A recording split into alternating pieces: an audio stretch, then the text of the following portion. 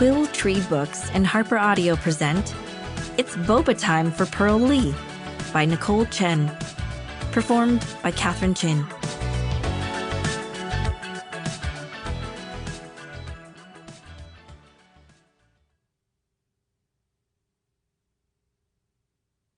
A note before we begin.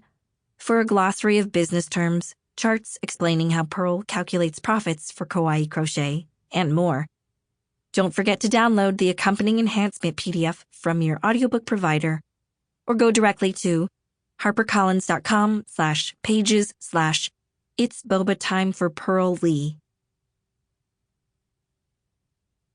For Kaya, whose bottomless well of creativity inspires me every day. Chapter 1. I decided to name the hot dog Oscar. I mean, how clever is that? Oscar, as in Oscar Mayer, the meat company. Get it? Hilarious, if I do say so myself. Even if hot dogs aren't exactly a common dish in the Lee household. Unfortunately, a funny name was the only good idea my brain had last night.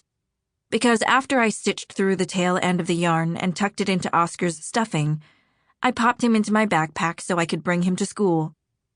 With his little beaded eyes and slightly crooked smile, my newest crochet creation was just too adorable to keep to myself. I didn't mean to sew his smile that way. I counted the number of stitches between his eyes wrong and ended up with an even number, which made centering his smile impossible. But I liked the way his crooked smile made it look like he knew something no one else did. And that yellow stripe I stitched onto his body for mustard? Oscar was a true masterpiece. Priya and Cindy, my two best friends, would love him. I had to take him on a field trip to Lynbrook Middle School. What a mistake.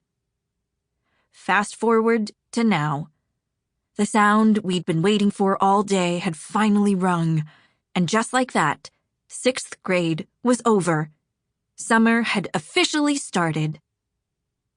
I couldn't wait to get out of the most boring computer skills class ever. I scooped up what was on the desk and grabbed my backpack to shove everything in. And out tumbled Oscar. After a few somersaults, he bumped up next to the crisp, clean white sneaker of Miss Perfect herself, Kendall Stewart. I lunged forward, but before I could get him back to safety, Kendall had Oscar in her manicured hands. What's this? She turned him around to get a better look. Aren't we a little old to be playing with dolls, Pearl? My cheeks burned, but against my tan skin, I knew it wouldn't show. My mom liked to remind me that it was a good thing to not have your emotions show on your face. That way you could hide them better. But sometimes I wished they could do the talking for me. Maybe people wouldn't be so quick to look past me if they knew what I was really feeling. Or if I had the guts to tell them. I'm not playing with dolls, I wanted to shout. I'm definitely too old for that. But making them with your own 2 hands? That's not easy. Did I say what I was thinking, though? Of course not. My mouth liked to stop working whenever I had to confront someone, especially someone like Kendall Stewart. She always looked like she just stepped out of a movie, shining with that energy only beautiful, confident people have. Even the plastic charms on her bracelet matched the swirly pattern of the sundress she was wearing. Hey, give that back. Priya leapt to my rescue, her eyes flashing and her long hair whipping forward like a bolt of black lightning. She snatched Oscar from Kendall, shoved him back into my hands, and pulled me out of the classroom in a huff. When we got outside, I sighed with relief and threw my arm around her. You're my knight in shining armor as usual, I laughed. She flashed me a smile as big and bright as her oversized red sweater. And you're my damsel in distress, she quipped back, slinging her own arm around my neck.